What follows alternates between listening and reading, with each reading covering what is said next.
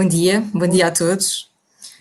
Antes de mais, muito obrigada a todos os inscritos nesta sessão e muito obrigada também aqui aos nossos oradores, os quais eu começo por apresentar. Portanto, temos Elsa Carvalho, Diretora Central de Recursos Humanos na Caixa Geral de Depósitos.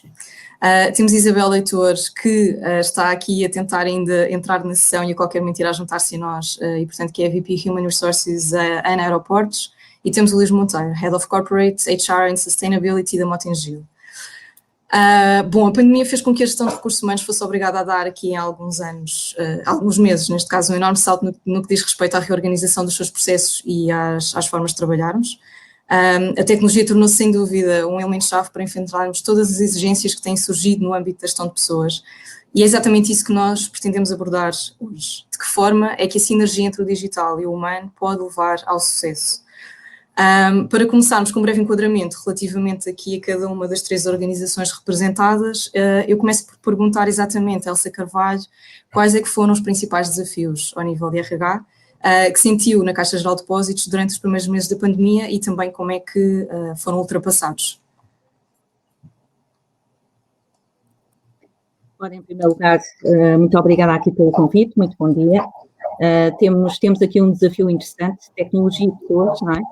E espero de alguma forma que este nosso pequeno espaço pela manhã possa ser também aqui um momento de partilha e, acima de tudo, vermos de que forma é que tecnologia e pessoas também andam de mão dada ou andam de braço dado.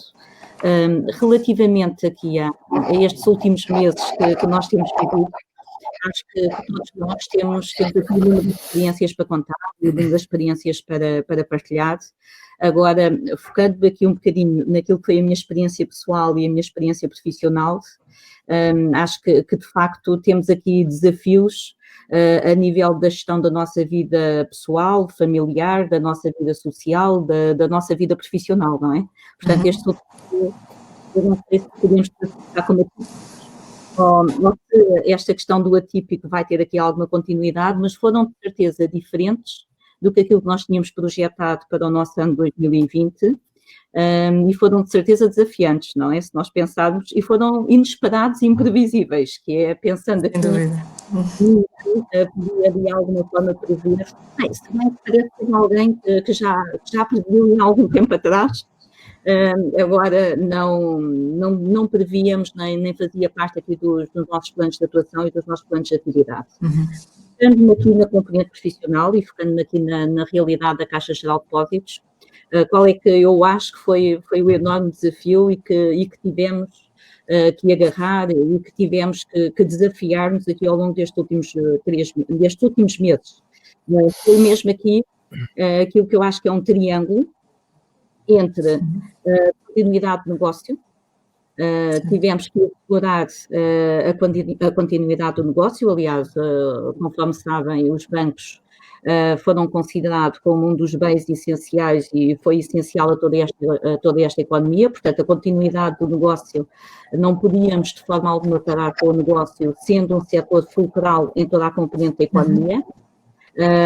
Quando nós falamos de continuidade do negócio, é continuar com toda a nossa rede comercial aberta, continuar a prestar um serviço aos nossos clientes. Tivemos aqui um segundo desafio em termos de liderança e de envolvimento de pessoas, que é muita coisa mudou nestes últimos meses. E muita coisa mudou não só do ponto de vista de legislação, de espaços de trabalho presencial, trabalho à distância, a gestão de todo o stress originado por esta componente da pandemia e originado também por algum clima de incerteza.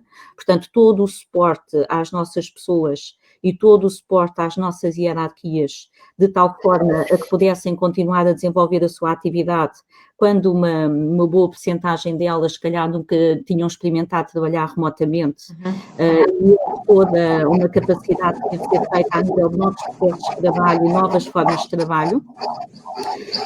E por fim, eu, a nível individual, eu acho que é aqui outro vértice deste triângulo, que é do ponto de vista de apoio e de suporte individual.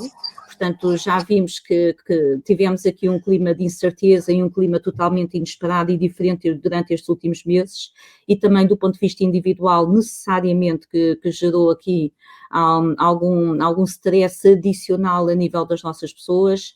Também existem aqui um conjunto de estudos relacionados com a saúde mental dos portugueses e relacionados com a saúde mental dos profissionais. Não ficámos como é evidente alheios, e todo o acompanhamento adicional que precisamos dar às nossas pessoas foi calculado. Portanto, um desafio em termos de 3 vértices do triângulo, que é a continuidade do negócio, como continuamos o nosso negócio e como projetamos o nosso negócio nas circunstâncias atuais e futuras, a componente da liderança e do suporte às equipas e também a componente do suporte individual. Acho que, de facto, foram meses únicos, de experiências únicas e de aprendizagens únicas. Sem dúvida. Luís, no caso da Motengil, como é que foi esta experiência? Então, antes de mais, Joana, muito obrigado aqui pelo convite e pela oportunidade. Eu comungo inteiramente daquilo que a Elsa referia. Isto tem sido um tremendo desafio do ponto de vista pessoal e do ponto de vista profissional. E a sensação que eu tenho é que, de facto, passou muito rápido. E tendo passado muito rápido este período, eu ainda tenho aquele mixed feelings de um turbilhão de emoções vivido durante este tempo. E às vezes até a dificuldade em sintetizar aquilo que aconteceu, porque de facto é tanta coisa aquilo que aconteceu. Acho que isto é um sentimento transversal a todos nós. Tantas decisões que tivemos que tomar, tantas medidas que tivemos que analisar, tantas medidas que não tomámos por entendermos que não eram relevantes de tomar.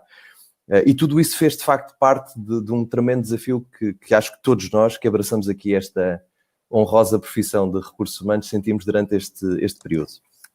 No concreto da Motengil, eu dividiria essencialmente nestes principais desafios.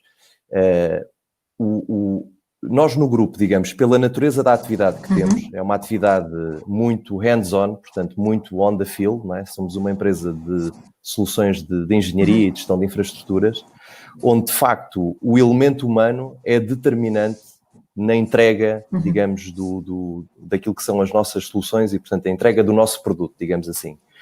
E, portanto, é impossível, no contexto de uma realidade de negócio como a nossa, pensarmos em continuidade de negócio sem isso ter uma linha de interseção direta com as pessoas.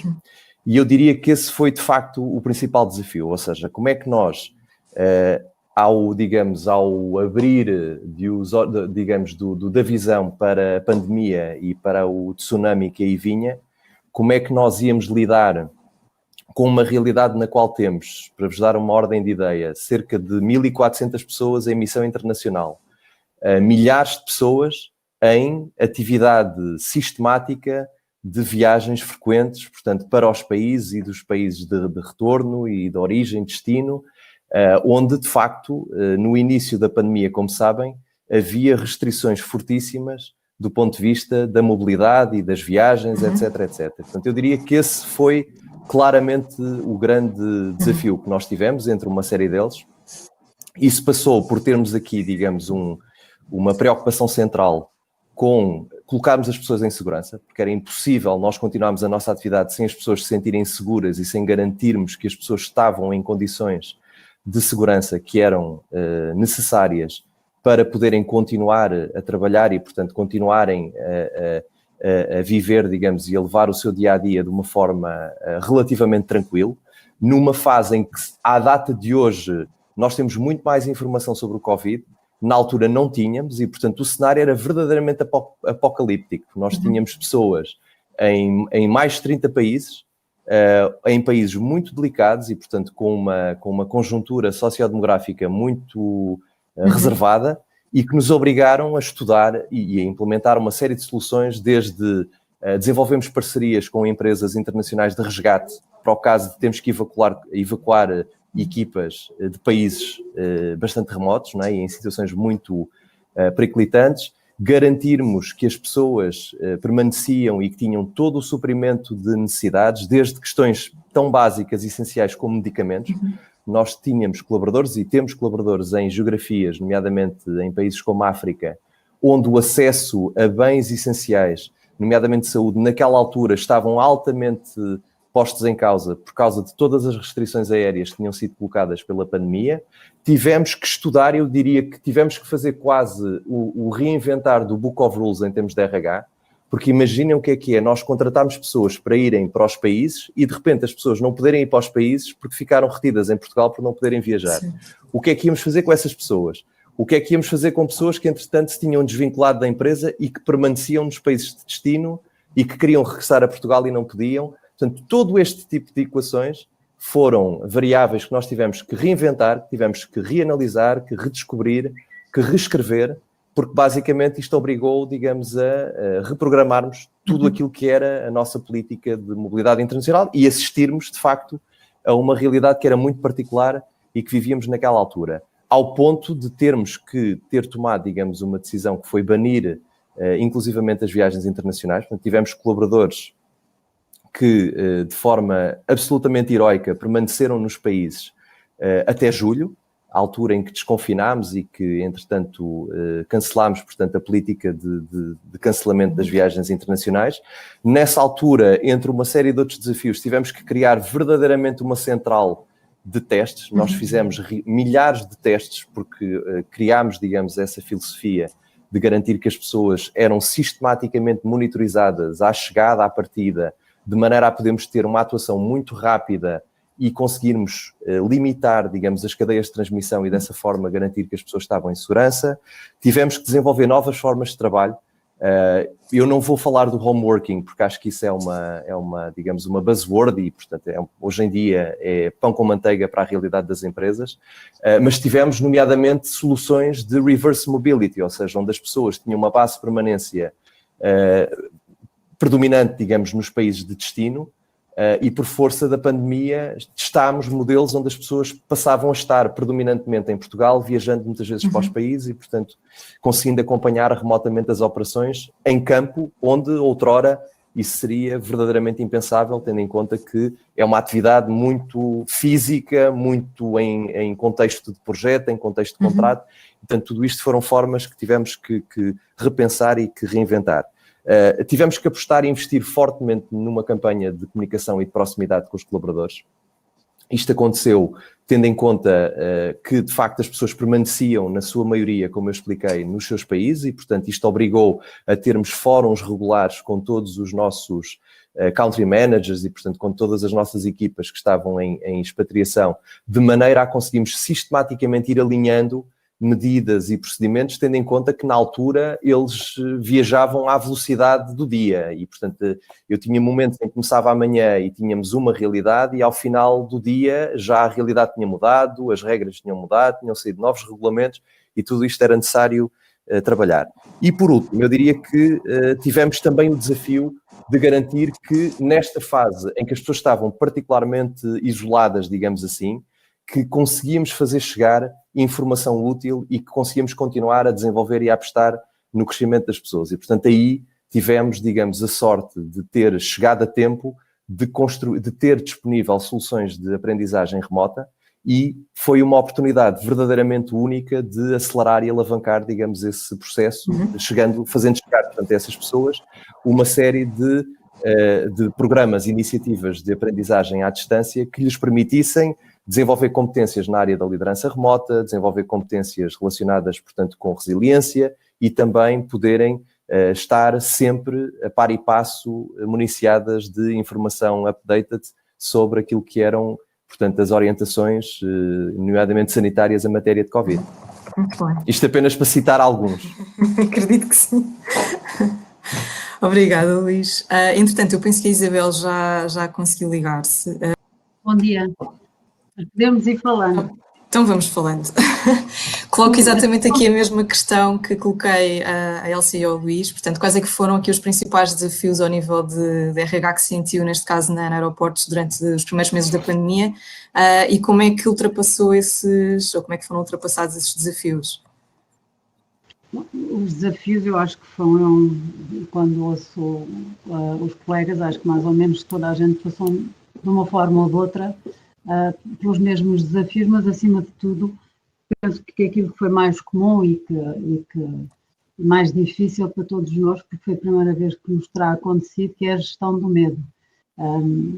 numa empresa que tem muito contacto com o público, e a Elsa também percebe isso, porque na banca tem o mesmo desafio. Foi muito importante conseguir ter as pessoas minimamente tranquilas para continuarem a desempenhar o trabalho, principalmente numa fase, como todos sabemos, no início grande da pandemia, nós tivemos que fazer repatriamento das pessoas, o medo das pessoas não conseguirem regressar ao país, nomeadamente situações que foram noticiadas largamente, de pessoas que faziam filas no aeroporto para quererem voltar. Esse foi um grande desafio. Depois o segundo desafio, e que tem muito a ver com estas questões do digital, foi o facto de nós termos uma população com uma idade média bastante avançada e que não estavam preparados nem habituados a lidar com as novas tecnologias. Então essas duas áreas foram bastante desafiantes. Obviamente que no início nós tínhamos receio, e agora isso já começa a acontecer mais, e não tanto no início, mas tínhamos muito receio de não termos pessoas suficientes para poder manter a atividade. O que numa atividade como a nossa é trágico, não é? Como toda a gente sabe, nós tivemos um decréscimo muito grande da atividade, isso é subejamente falado na comunicação social, toda a gente sabe que a aviação está a sofrer muito, mas não obstante ainda continuamos a ter pessoas a operar. Não ter pessoas a operar esses voos foi e continua a ser uma grande preocupação minha, porque se tivermos muitas pessoas doentes. Então o nosso foco desde o início foi muito, e o meu grande desafio no início foi conseguir implementar rapidamente medidas que pudessem proteger a saúde das pessoas. Isso foi das coisas mais importantes desde o início, que era ter tudo preparado, de modo a que as pessoas pudessem ter confiança para poder continuar a trabalhar e poderem ter todas as condições que reduzissem ou mitigassem ao máximo os riscos. Infelizmente, acho que temos conseguido, casos que temos tido, que são poucos, felizmente, nunca foram situações que decorressem não são contágios profissionais, no âmbito profissional. Esses foram os grandes desafios. E já percebi que continuam a não me conseguir ver, certo? Certo, eu ia também perguntar isso. Não, tem alguma coisa a tapar a câmara? Não. Não tenho. É tudo ok? Temos estar a pentear, a fazer qualquer coisa, mas não estou a tentar esconder-me. Nem estou de pijama, que é outra coisa que acontece. Não estou. Mas não consigo ver, sim. Não sei se quer tentar entrar novamente. Enquanto passamos aqui à próxima pergunta, está bem? Pronto, obrigada.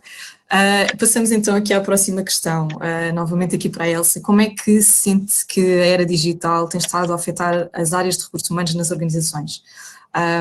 E já agora, também pegando aqui num ponto que a Isabel acabou de tocar, que é o ponto das gerações, no fundo, como é que tem sido esta adaptação das diferentes gerações às tecnologias, se sentiu que houve diferenças, impactos significativos entre diferentes gerações, os mais novos, as pessoas que já estão há mais tempo nas empresas, ou se acha que a adaptação foi transversal, portanto todos rapidamente conseguiram da mesma forma adaptar-se aqui a esta nova era? Ora bem, relativamente aqui à nossa aprendizagem e aquilo que podemos constatar, em primeiro lugar, isto é mais que uma constatação, é que a digitalização foi para ficar, não é?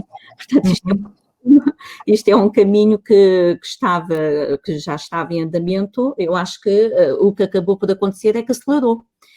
Toda esta componente da pandemia acabou por acelerar um movimento que naturalmente as empresas já tinham iniciado no âmbito da digitalização.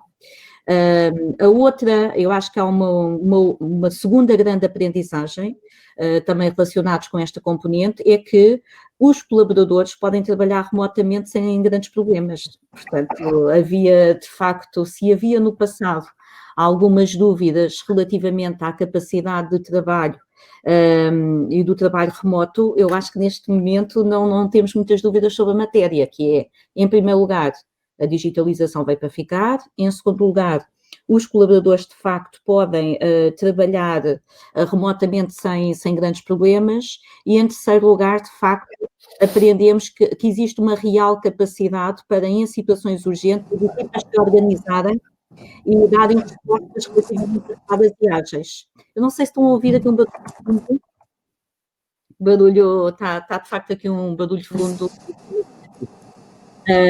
Eu acho que são 3 grandes aprendizagens que nós tivemos. Depois, tem aí uma questão, e respondendo aí à questão, que é a nível das diferentes gerações e das faixas etárias. Por acaso, nós fizemos há pouco tempo um levantamento da percentagem de clientes digitais, agora olhando para os nossos clientes, depois vou falar dos nossos colaboradores, da percentagem de clientes digitais por segmento etário. E a conclusão a que nós chegamos é que, de facto, tirando um segmento etário, que é o segmento etário que nós os classificamos como mais de 66 anos de idade, corresponde, grosso modo, a pessoas que estão aposentadas, todos os segmentos etários, a percentagem de clientes digitais é uma percentagem significativa. Claro, muito acentuada nas camadas mais jovens, mas uma percentagem da população a ser chegada entre digital e a percentagem é significativa e não há grandes diferenças que nós colocamos entre as camadas mais jovens e eu diria que as camadas até aos 55 anos, que é se olharmos transversalmente até aos 55 anos, o recurso à banca digital é já uma realidade. Isso, as pessoas que estão aqui a assistir e os nossos colegas estão a assistir a esta conferência, eu até faria a questão para cada um pensar se acedem à banca digital e se a banca digital já não é uma realidade dentro das vossas vidas e provavelmente a resposta há de ser perto dos 100% sim. E se calhar uma diversidade, não temos só aqui faixas etárias de aos 30 anos, temos aqui uma diversidade de etárias grandes. Relativamente à capacidade de adaptação dos nossos colaboradores, foi surpreendente, foi surpreendente. Acho que para isso facilitou todo o acompanhamento que nós demos às hierarquias, todo o acompanhamento que demos às pessoas, a criação de linhas de helpdesk, foi surpreendente a forma como as diferentes faixas etárias se adaptaram a esta componente do trabalho à distância agora durante este período, tivemos uma resposta surpreendente e uma resposta muito positiva, e eu diria que aí foi mesmo todas as faixas etárias. O que de algo não tem confirmar, neste momento, aquilo que nós sabemos também dos nossos clientes, que é a tecnologia veio para ficar e veio para ficar no seio das nossas empresas, nas áreas de recursos humanos, e a sua questão é muito relacionada com as áreas de recursos humanos, nas restantes áreas, e veio para ficar nos nossos clientes.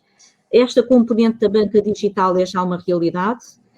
Hoje em dia, a banca digital e esta realidade é estar com o cliente também onde ele quiser estar. Também a nível dos processos e das áreas de recursos humanos, a digitalização é uma realidade.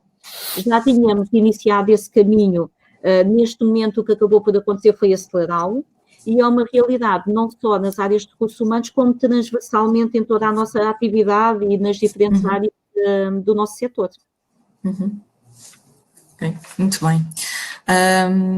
Luís, no caso da Motengil, como é que tem sido, como é que sentes que a era digital está a afetar aqui a parte de recursos humanos e também se tens notado diferentes impactos ao nível das diferentes gerações que compõem a organização? Sobre o tema do digital, Joana, a Motengil já é parceira a MT já é parceira da Motengil desde 2015 naquilo que é, digamos, o início de uma estratégia de transformação digital que foi definida. Há cerca de 3 anos, quando me lançaram o desafio de liderar a área corporativa no grupo, claramente foi notório para mim que nós só o conseguiríamos fazer se tivéssemos uma forte aposta e um grande investimento, digamos, na componente de transformação RH por via digital. Isto porque, na realidade, só para fazer esta caracterização, nós hoje somos cerca de 36 mil pessoas espalhadas pelo mundo todo, estamos em mais de 20 geografias, temos para cima de 200 empresas e, portanto, era impensável àquela data, nós conseguirmos globalizar, digamos, uma função de RH que fosse, de facto, um farol naquilo que é, digamos, a missão de RH nas várias geografias e nos diferentes negócios que compreendem, digamos, a realidade do grupo, sem termos uma fortíssima componente, digamos, digital naquilo que é a aposta em programas e soluções de RH. Portanto, eu diria que a pandemia, na minha ótica, tem sido um excelente acelerador desse trabalho e dessa jornada de transformação que nós já vínhamos fazendo, e claramente eu sinto no contexto da Mota-Engil aquilo que, em certa medida, uma grande parte dos estudos retratam, é que nós apenas em poucos meses nós aceleramos cerca de 3 anos aquilo que é, digamos, a evolução digital, quer a nível do negócio, quer a nível dos processos internos, e portanto eu também senti isso, porque senti que havia claramente uma maior apetência para podermos experimentar novas soluções, nomeadamente por via do digital. Uma delas eu já citei, que é o facto de passarmos a adotar de uma forma predominante as soluções digitais, que hoje em dia, naquilo que é, digamos, a analítica que nós caracterizamos em termos de RH, só para vos dar uma ideia, já representam qualquer coisa como 40% do total de formação que é disponibilizada. E se eu fizer a comparação com o ano anterior, nós no ano passado, a formação remota ou digital era praticamente residual no universo do grupo. E isto é claramente uma demonstração daquilo que é o turnaround que nós, através de tecnologia de ponta e através de estratégias de transformação digital, nós conseguimos acelerar e conseguimos, de facto, resolver uma série de angústias e uma série de problemas que tínhamos de gestão. Porque, de facto, pela elevadíssima dispersão que nós temos enquanto organização, foi sempre um desafio muito grande nós conseguimos ter soluções à altura para comunicarmos com os colaboradores, para termos formações transversais, portanto, para todos, para termos soluções standard, qualquer que fosse a geografia ou qualquer que fosse o negócio. E aqui, uma vez mais, o digital foi e tem sido e será cada vez mais, digamos aqui, o driver fundamental deste tipo de transformação, certo, que nós estamos a desenvolver. Relativamente à componente das gerações, bem, eu diria que nós temos já uma longa experiência de avaliarmos e testarmos a adoção deste tipo de ferramentas junto das diferentes gerações. Há diferenças que eu diria que são notórias. Obviamente, se compararmos com as gerações dos millennials, há eles são technology savvy e, portanto, eles nascem. Eu vejo pelos meus filhos que têm 8 e 4 anos e, portanto, o meu rapaz de 4 anos, ele mexe-se e descobre aplicações que às vezes eu próprio fico surpreendido. E, portanto, eles nascem assim. E, portanto, é incontornável aquilo que é a facilidade e a forma como as novas gerações adotam as tecnologias. Agora, eu acho que claramente o desafio, e isso tem sido, digamos, muito positivo na nossa experiência, é que também nas restantes gerações, nomeadamente nas gerações dos baby boomers, nós conseguimos, e eu acho que a pandemia veio criar, vamos chamar, uma espécie de predisposição coletiva para a mudança, e eu acho que com essa predisposição coletiva que o Covid acabou por trazer a todos nós, enquanto comunidade e enquanto sociedade, também facilitou a adoção, nomeadamente por parte das gerações mais séniores. Isso também tem sido, digamos, aquilo que resulta da nossa vivência e da nossa experiência. Muito bem. Entretanto, nós também lançámos aqui 2 questões para o nosso público. Uma delas foi exatamente esta, que foi se nas suas empresas notaram também diferenças na adaptação à era digital entre gerações, e está mais ou menos equilibrado o sim e o não. O sim está à frente, mas a diferença não é muito significativa. Isabel, no caso da ANA Aeroportos, faço-lhe agora exatamente a mesma pergunta, portanto, como é que sentiu também aqui a afetação da era digital nos recursos humanos e esta questão das gerações e da adaptação das diferentes gerações a esta parte mais tecnológica?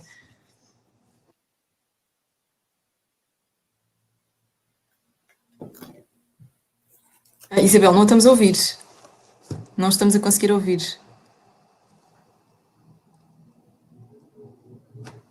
Não, ainda não estamos a ouvir, Isabel.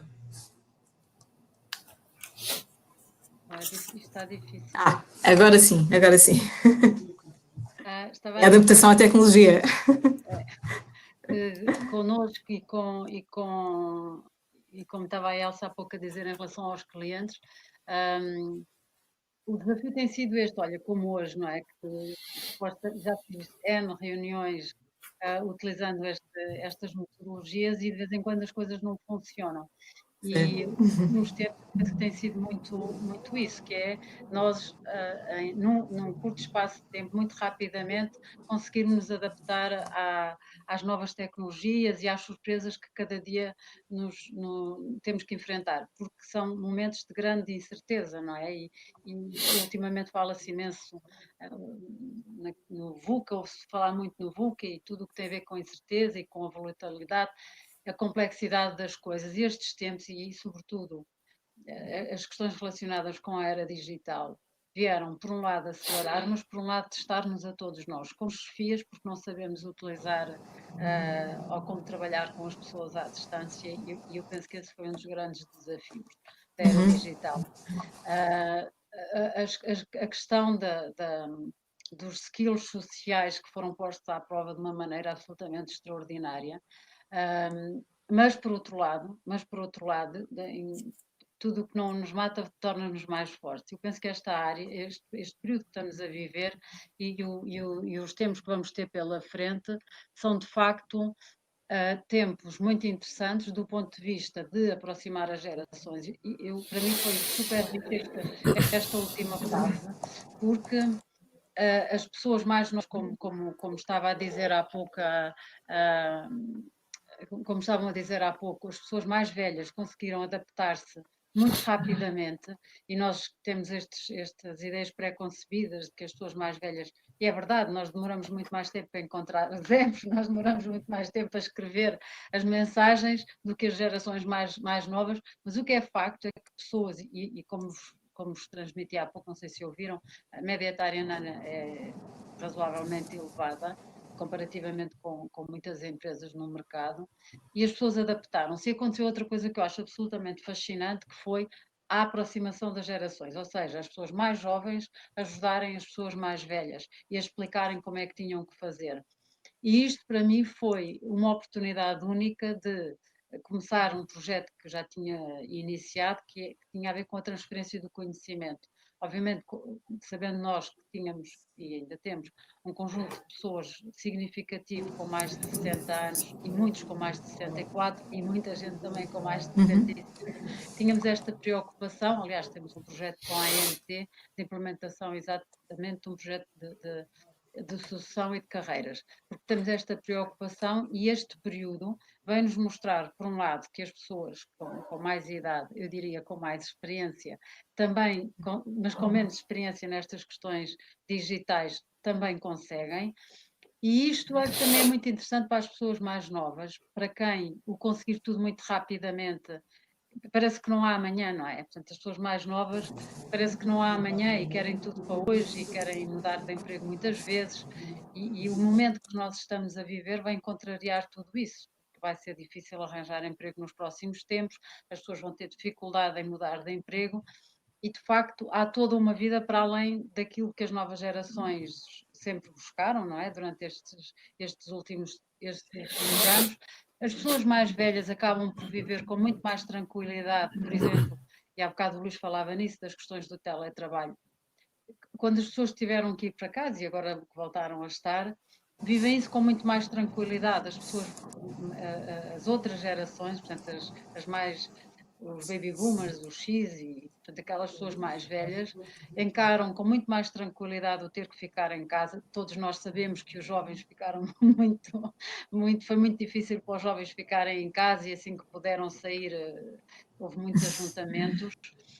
E isso acho que tem sido muito interessante do ponto de vista da gestão das pessoas, tem sido muito rico e muito interessante, porque é nós, por um lado, tirarmos o que há de melhor aqui, não é? Que é aproveitarmos a experiência dos mais velhos para ajudar os mais novos, aquilo que os mais novos são bons para ajudar os mais velhos, e curiosamente, quando estavam a trabalhar presencialmente isso era difícil, eu às vezes brincava e dizia que eu tenho muitas pessoas com mais de 65 anos, tenho jovens com 20 e poucos, é o avô e o neto, não é? Temos muitas situações destas em que atravessamos as gerações todas. Então, esta falta de paciência que os jovens têm para ficar em casa e que é muito interessante, isso também deve acontecer com muitos consultores da AMT, digo eu, que estão certinhos para voltar e para estar em contacto uns com os outros. Nós temos estado a tirar partido disso, ou pelo menos eu tento, nem sempre consigo, mas tento, porque conseguimos aumentar mais de 70% a formação em e-learning, o que eu acho que é muito interessante, e conseguimos introduzir uma série de projetos que tínhamos que estavam a demorar muito mais tempo, e com esta situação viemos resolver uma série de questões que eu acho que tem sido bastante interessante do ponto de vista da aproximação das gerações, das pessoas, da aprendizagem, da transferência do conhecimento, e também as pessoas sentirem-se com mais poder, não é? Porque aprendem coisas novas. E isso tem sido super desafiante. Muito bem. Pronto, aqui já um pouco relacionado com esta pergunta, já foram também respondendo aqui à pergunta que eu tinha aqui em algumas partes, portanto, aqui ao nível de ações concretas que têm estado a tomar, começando aqui pela Caixa Geral de Depósitos, para acelerar os processos de transformação digital, aqui ao nível dos recursos humanos.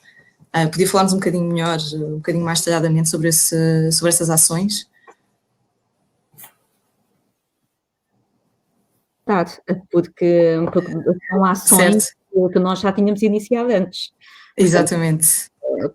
Para reforçar aqui um bocadinho, portanto, no fundo, o que nós estamos a fazer neste contexto, é acelerar tudo aquilo que eram os nossos planos de atividade que nós tínhamos no âmbito da automatização e no âmbito da digitalização. Esta questão das tecnologias tem este problema. Como eu estou agora numa conferência, estão a tentar entrar em contato comigo por todas as vias. É o Skype. Então eu estou aqui, estou a fazer mensagens pelo Skype. A mim está-me a acontecer o mesmo, Elsa, e eu penso assim, mas não percebem que eu estou ocupada? Se eu não atendo, porque é que temos de estar sempre disponíveis, não é? De facto, conforme vemos a questão da tecnologia, deixem-me só desligar aqui o Skype. Tem os prós e os contras, não é? Assume-se que estamos sempre disponíveis, ou que temos que estar sempre disponíveis em algum meio. Exatamente. Pronto, no fundo o que estávamos a dizer claro que nós já tínhamos aqui a nossa senda em termos dos projetos de transformação em matéria de recursos humanos. Portanto, o que nós estamos a fazer é acelerar, porque também é uma oportunidade para acelerarmos, para testarmos e para acelerarmos aquilo que nós já tínhamos iniciado. Quando nós pensamos nestes últimos meses, tudo se teve que adaptar, não é? Portanto, nós olhamos para os típicos processos de recursos humanos, agora falando mais em processos de recursos humanos, desde a composição de recrutamento e seleção, ao acolhimento, nós fizemos, aliás, a Caixa temos no LinkedIn e foi uma coisa que nos deu uma imensa bastante potencial, que é, nós fizemos um grande programa de acolhimento de trainees, portanto nós tivemos mais de 200 trainees a iniciarem agora a atividade connosco entre setembro e outubro, para as mais diversas áreas, portanto numa ótica mesmo de rejuvenescimento e de emprego jovem, não é? Pronto. A taxa de desemprego nos jovens atinge perto dos 25%. Portanto, esta é uma questão que é crítica, que é mesmo neste contexto e mesmo no contexto económico, há que continuar a criar emprego e há que continuar a criar emprego jovem, não é? Porque é um país onde tem uma taxa de desemprego jovem de 25%. Isto só para dizer que, por exemplo, toda a componente do recrutamento da seleção, desde angariar os miúdos nas faculdades, até ao processo de recrutamento e seleção, até ao onboarding, portanto, acabámos por fazer a partir das plataformas. Literalmente toda esta componente em termos de recrutamento, seleção, os programas de acolhimento, a formação acabou por ter que ser necessariamente adaptada a este contexto, e acho incrível, se nós pensarmos bem, a forma como, nomeadamente, as universidades desenvolveram logo resposta e se adaptaram a todo este contexto, não é? A formação que nós tínhamos com as universidades, no âmbito da formação de executivos, também a formação que nós tínhamos em programas que eram programas iniciais, portanto, a forma como nos adaptámos com facilidade, a forma como recorremos à tecnologia, a forma como criámos logo programas mistos, com a componente presencial e à distância. Portanto, no fundo, tudo o que tem a ver com a gestão das pessoas acabou por ser possível e acabou por ser adaptável a todo este contexto e acabou por ser bastante potenciada, que é, estes últimos meses foram meses muito ricos em processos que nós já tínhamos pensado alterá-los, e que agora eu acho que não há melhor necessidade, ou melhor, não há melhor potenciador para fazermos mudanças do que a própria necessidade. Portanto, a necessidade acabou por fazer e acabámos por encontrar soluções alternativas, algumas que já tinham pensado, outras que são novas, mas acabámos por encontrar soluções alternativas de tal forma a que tudo em matéria de recursos humanos se fez, não é? E tudo se continua a fazer, só que de forma diferente. Certo. Obrigada, Elsa. Luís, no caso da Motengil, há pouco falaste também portanto, de que já tinha uma forte componente digital e inclusive agora com a pandemia houve uma grande aposta ao nível do e-learning. Houve mais alguma aposta ou estão a ponderar agora em termos de aceleradores, utilizar ou recorrer a mais alguma tecnologia ou fazer mais alguma transformação no imediato? Eu posso dar alguns exemplos, Joana. Nós, na prática, em termos de jornada de transformação digital, nós iniciámos, digamos, essa jornada com foco muito na área de processos de desenvolvimento, ou seja, em processos de recrutamento globais, em processos de avaliação globais e depois evoluímos para a componente de aprendizagem remota. Com o Covid, um tema que nós já vínhamos, de alguma forma, namorando há algum tempo, que era conseguirmos fazer o streamline também de processos operacionais de RH, o Covid também nos trouxe esta oportunidade, porque de facto expôs, dentro da realidade do grupo, um conjunto de fragilidades que existiam, nomeadamente numa fase em que houve uma grande necessidade de regularização, de saltos de férias, de descansos compensatórios, até pela iminente atividade operacional que faz parte, digamos, da natureza do grupo. E, portanto, isso trouxe-nos a oportunidade de nós iniciarmos um projeto que estamos a desenvolver também na ótica digital e que o objetivo é conseguirmos, eu vou tentar ser gráfico a dizer isto, é tentarmos que em 2020 as pessoas tenham gosto e prazer em fazerem gestão de tempo, que é uma coisa que normalmente na área da RH é uma chatice e é um inferno para toda a gente. E, portanto, esse é um dos projetos que neste momento temos em mãos. Desafiante. E que vai, muito desafiante, e que vai ajudar, digamos, a aprofundar de uma forma sem precedentes aquilo que é a nossa jornada e a nossa profundidade digital dentro dos vários processos de RH. Portanto, esse é um exemplo que eu gostava de partilhar. Outro exemplo teve a ver com uma parceria que fizemos este ano com a Porto Business School. Nós lançámos este ano uma iniciativa que era algo que eu tinha como grande frustração não conseguir fazer, que era conseguimos ter um programa aberto de formação para qualquer quadro do grupo, em qualquer nacionalidade e em qualquer país. E isso não era possível numa fase pré-Covid, porque se tínhamos pessoas de Moçambique a participarem por causa do fuso, por causa do idioma ou por causa das limitações, tínhamos que acolher uma escola, uma business school, digamos, em Moçambique para fazerem, portanto não conseguimos conferir verdadeiramente uma experiência de grupo e uma experiência global nesse sentido. E, portanto, através deste programa que a Porto Business School teve, de facto, aqui o pioneirismo de realizar, nós lançámos um programa aberto a todos os jovens de elevado potencial dentro do grupo para que se candidatassem a esta oportunidade e, com isso, conseguimos ter quadros de diferentes nacionalidades a trabalhar em diferentes países, a viverem e a experienciarem, digamos, a participação no MBA digital, em que, de facto, os dois vetores que são comuns são o idioma, que é inglês, e o programa que participam em conjunto com outros colegas. E, portanto, essa foi também uma iniciativa que eu destacaria e que é o resultado da digitalização possível e da aceleração que o Covid acabou por trazer.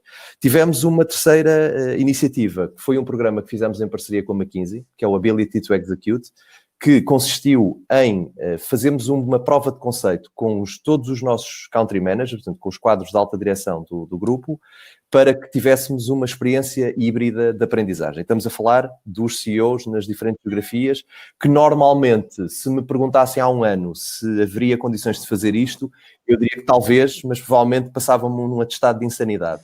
Com o Covid, foi natural avançámos com uma iniciativa destas. O programa foi híbrido, no sentido em que havia uma componente de e-learning, havia depois os componentes de formação em real time através de videoconferências, e foi de tal maneira bem recebido e bem acolhido pelos nossos quadros de alta direção que, entretanto, foi decidido fazermos o alargamento desta iniciativa para todos os quadros do grupo em todo o mundo. E, portanto, essa também é uma iniciativa que eu pontuo e que é possível graças à aceleração digital, e isto apenas para citar algumas e para não ser exaustivo. Muito bem. Isabel, no caso da Ana, falou há pouco das sucessões e carreiras e também da formação e learning. Queres falar-nos um pouco melhor?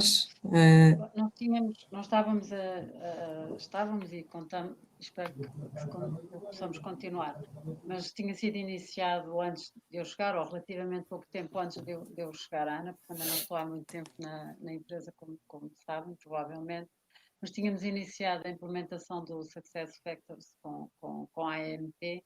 Estávamos numa fase muito, muito inicial, aliás, foi exatamente na altura em que tínhamos iniciado o processo de avaliação, e foi muito desafiante, porque mesmo a formação das pessoas, como trabalhar com um novo sistema, teve que ser exatamente utilizando já muito mais estas novas, os formatos de e-learning. Um dos grandes processos, creio eu, que nós tivemos foi conseguirmos, nomeadamente com uma panóplia enorme de cursos, porque o Grupo ANA, como saberão, faz parte de um grupo francês, que é a Vinci, que é uma empresa das maiores empresas francesas, com mais de 270 mil pessoas e que tem já muitas coisas feitas, mas que em Portugal não estavam a ser utilizadas. Um exemplo disso são os e-learnings na área da formação específica para aeroportos, e não só, porque como é um grupo que tem outras áreas de negócio, nomeadamente construção civil, outras áreas de negócio. Já havia muitas formações em formato e-learning que não estavam a ser... Não havia, digamos assim, muita receptividade, nem o hábito das pessoas em Portugal aderirem a essas ferramentas que já estavam a dispor. Então, duas coisas muito importantes, e aqui estou a falar fundamentalmente a partir de abril até julho, mais ou menos, foi conseguirmos dar um impulso muito grande na utilização destas ferramentas que já existiam, já estavam disponíveis, mas que não eram utilizadas. Depois houve pequeninas coisas que para mim foi interessante. Eu digo que foi interessante porque já há 7 anos, quando eu estava a trabalhar em Paris, era perfeitamente comum, aqui não era, e agora passou a ser. As pessoas utilizarem os médicos online, que era uma coisa que não se fazia, porque sempre tivemos ao dispor médicos que estão disponíveis na empresa para todos os trabalhadores, e, dadas as circunstâncias, as pessoas começaram a utilizar muito mais a medicina online, como eu acho que aconteceu um bocadinho por todo o país, mas na nossa empresa nós já tínhamos essa possibilidade antes e as pessoas não utilizavam. E depois fizemos coisas, como há pouco o Luís dizia, nós também implementámos alguns projetos desses. Nós tinha sido dado início pela Catarina Horta, a minha antecessora, de um programa de trainees, exatamente para mitigarmos a questão da média etária extremamente elevada.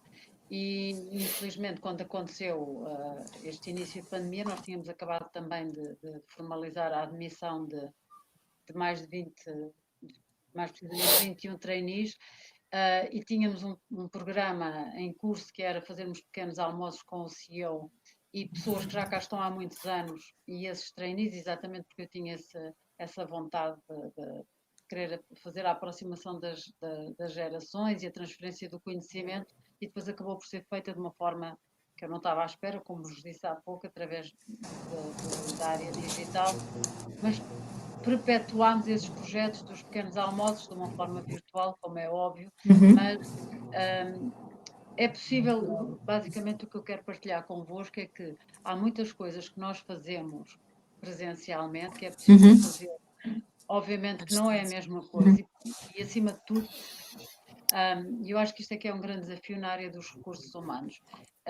Esta preocupação de nós criarmos laços e a questão social, é possível criá-los, mas devem ser baseados nos valores, que são na partilha dos valores e não do espaço, não é? Que é nós conseguirmos, através da área digital, encontrar formas de fortalecer os laços entre as pessoas, e essa tem sido tem sido uma das minhas preocupações, confesso que não sei se consigo. Aliás, às vezes tenho a certeza que não consigo, mas noutras circunstâncias tenho conseguido, mas é tentar criar esses laços entre as pessoas através deste mundo digital, baseado nos valores, na partilha dos valores e não tanto do espaço. E fazer e conseguir que as pessoas se sintam envolvidas nos projetos, com a empresa, umas com as outras, sem que, por exemplo, como me dizia um dia destes, uma pessoa que trabalha na equipa, que tenho imensas saudades de nós estarmos aqui a almoçar todos juntos, não é? E isto, principalmente quando passa muito tempo, é muito penalizador para as pessoas. Portanto, este período todo, fundamentalmente, acho que é muito importante, tem sido muito importante para nós nos focarmos no que é verdadeiramente importante, e se calhar chegamos à conclusão que há algumas formações e alguns projetos que não eram assim tão importantes, focarmos no que é importante. E isto é uma forma de nós convergirmos, depois se calhar divergirmos também, porque podemos dar a possibilidade às pessoas de terem N formações que podem fazer de uma forma individual e autónoma, mas convergirmos muito e, acima de tudo, é uma fase que eu acho que é super importante nós sabermos verdadeiramente o que é que nós queremos, não é? E desenvolvermos muito isso, nós individualmente e principalmente como chefias, e também em relação às pessoas. E só para terminar, e também relacionado com isto, como é muito importante aqui estas questões de nós acompanharmos as pessoas, do guidance, não é? Da forma como nós o fazemos, é muito importante nós não nos esquecermos nunca de que nesta fase é super, super, super importante e difícil nós conseguirmos que exista confiança, não é? Que as pessoas confiem em nós, acreditem em nós, porque como vivemos em época de uma incerteza enorme. Há pouco, quando eu me estava aqui a tentar ligar convosco, isto nunca funcionava, não é? Que é um bocado aquele desespero e agora vou ficar de fora. E há muitas pessoas que neste momento vivem isso, por N razões, porque têm medo de ficar sem emprego, porque têm medo de ficar sem saúde, ou que um dos seus fique sem saúde, não ter os avós para ajudar a tomar conta dos filhos. E a minha preocupação, ultimamente, claro, utilizando a parte digital, nomeadamente com a AMT, porque temos a acelerar e a aproveitar quando temos que fazer outros projetos para desenvolver os projetos que já estavam em curso convosco e fazê-los num período mais curto de tempo, mas tentar, tanto quanto possível, reduzir essa incerteza que existe nas pessoas e não fazer com que as pessoas percam a confiança, que é muito difícil, muito, muito difícil nesta fase. Sem dúvida, sem dúvida. Bem, antes de passarmos aqui à última pergunta, vou só relembrar que quem quiser pode colocar aqui perguntas no chat do lado direito para os nossos oradores poderem responder. E, entretanto, vou passar então aqui a fazer a última pergunta para cada um, que é em 3 palavras, como é que descrevem expectativa, desafios, oportunidades para 2021? Elsa, começando por si. Que grande desafio. No atual contexto, é mesmo um grande desafio, apesar de já estarmos em novembro. Bem, para 2021. Então, expectativas e oportunidades. Eu acho que 2021 é continuarmos esta rapidez na nossa capacidade de adaptação e gostava muito de ver já aqui alguma recuperação económica em 2021. Em segundo lugar, a componente da saúde pública e da saúde individual, que é cada um tratar de si e e tratarmos dos nossos de tal forma que a saúde física e a saúde mental melhore, neste caso os índices de saúde mental melhorem para 2021 face aos estudos que eu tenho visto, e também que no fundo toda esta componente da saúde física poderia também vir a vacina e de resolvermos já em 2021 a questão da saúde pública, é aqui um segundo grande objetivo a nível mais macro, e já agora um objetivo pessoal, que é que 2021 me traga as viagens que eu gosto tanto de fazer, que agora estou de fazer, e já agora que também me traga a recuperação do peso, que sou daquelas que ganhou imensos quilos com esta situação da pandemia. Portanto, eu acho Não é que a única. nos trouxer retoma económica, se nos trouxer a resolução da pandemia através da vacina e a componente da saúde, e do ponto de vista individual, se me trouxer as viagens e a perda de tempo, acho que vai ser um 2021 fantástico. Muito bem. Obrigada, Elsa. Luís, partilhas daqui dos mesmos objetivos da Elsa? Completamente, particularmente na parte das viagens.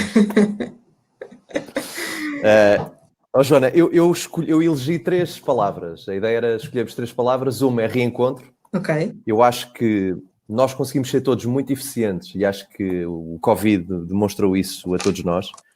Conseguimos ser muito eficientes na maneira como funcionamos, na maneira como vivemos, mas é diferente assistirmos a um concerto ao vivo do que ouvirmos um CD, mesmo que tenhamos uma boa aparelhagem. É a diferença entre fidelidade e conveniência. Portanto, o reencontro é no sentido do reencontro físico e eu acho que a expectativa é que isso possa acontecer no segundo semestre do próximo ano. Pelo menos é isso que apontam os estudos. E acho que isso vai ser importante para todos nós e para as pessoas com quem gostamos de estar, até porque hoje já trabalhamos com pessoas que conhecemos só virtualmente e, portanto, eu elegi essa palavra por esse motivo. A segunda é otimismo. Eu acho que, aliás, tenho uma grande convicção de que o mundo não vai ser mais igual àquele que nós conhecíamos. A cada crise nós vivemos uma disrupção cada vez mais exponencial.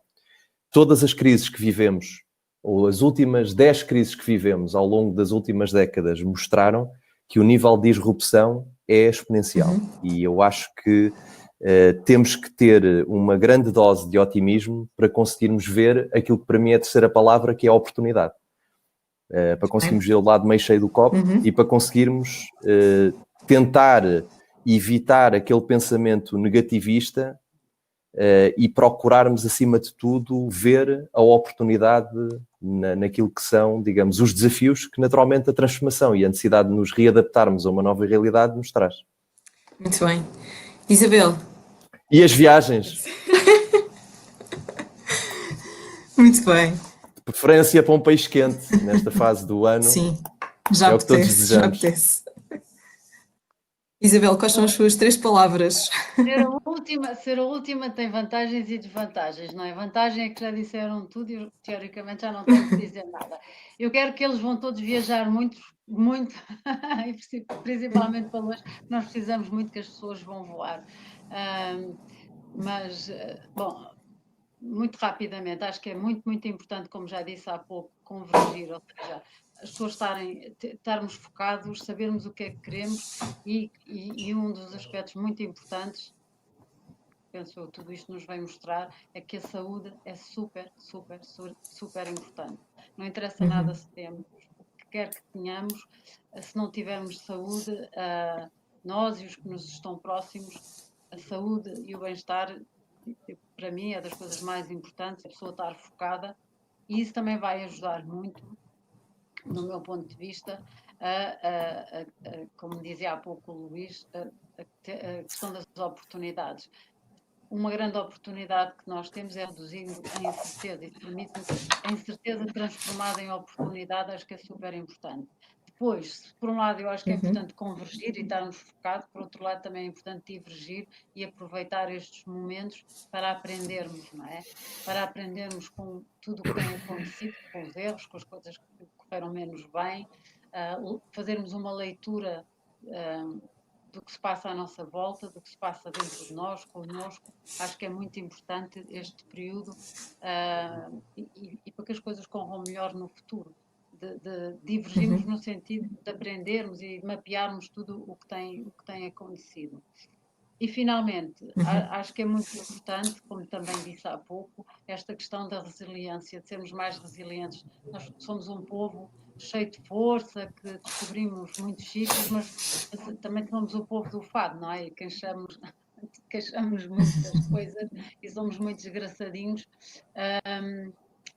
E, na verdade, não obstante tanta coisa difícil que tem acontecido, não deixam de haver oportunidades para nós, no próximo ano, se fizermos tudo aquilo que eu dizia há pouco, não é? Se tivermos um foco, se soubermos aquilo que queremos e tivermos esta capacidade de resiliência para percebermos que, se, por exemplo, nós pensarmos que há pessoas que hoje, felizmente, ainda estão vivas e que já passaram pela Primeira Guerra Mundial, pela Segunda Guerra Mundial, que demora tantos anos a desaparecer, tantas pessoas que ficaram sem casa, sem saúde, sem família, sem nada, e deram a volta, nós também vamos dar a volta.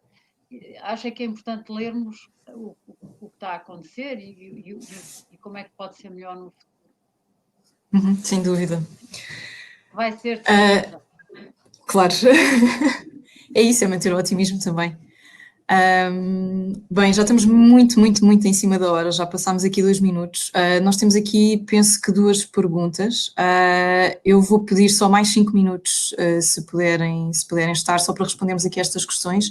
A primeira questão, como é que os gestores atuais, habituados a gerir com as equipas presenciais, projetam o futuro da sua adaptação à gestão de pessoas? Não sei se, não vou direcionar a nenhum, não sei se algum quer tomar a liberdade de responder. Eu há pouco já tinha falado um bocadinho nisso. Eu acho que a grande questão relacionada com os gestores e a forma de gerir as pessoas passa muito, e isso, felizmente, eu digo felizmente porque lá está, acho que é uma oportunidade de se poder melhorar. Foi muito claro, acho eu, para todos nós percebermos que as questões da liderança nestes períodos de crise são fulcrais. E há empresas que já passaram por mais crises e outras que nunca passaram. Sei lá, estou-me a lembrar, por exemplo, de uma startup, empresas pequenas que nunca tem sido sempre aquele entusiasmo, está sempre a crescer, não é? É sempre tudo bom, é sempre tudo fantástico. Há outras empresas que já passaram por dificuldades e que já tiveram que enfrentar desafios.